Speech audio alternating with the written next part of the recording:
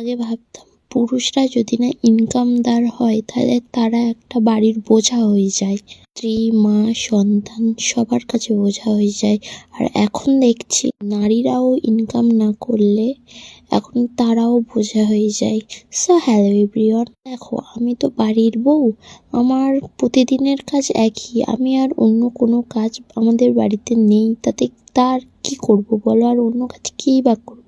আমার এই রোজকার রুটিন এই একটাই, আমি বাইরে কোথাও ঘুরতেও যেতে পারি না টিউশনির কারণে। মাঝে মাঝে যাই বলতে ডাক্তার দেখাতে যেতে হয়, এখন সেটাও বন্ধ। আমার হাতে একটা টাকা নেই, আমার হাজব্যান্ডের হাতেও একটা টাকা নেই যে সে আমাকে ডাক্তার দেখাবে।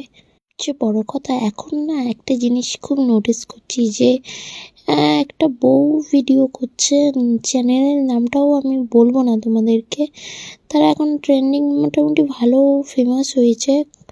কথাগুলো বলছে না, রান্না বান্না যা করুক কথাগুলো বলছে কেমন যেমন যাত্রার ডায়লগ বলে তেমন করে বলছে। এর ভিডিওতে কত কত লাইক, কত ভিউজ, আর আমরা ওরম বলতে পারি না বলে এর ভিডিওতে ভিউজ নেই।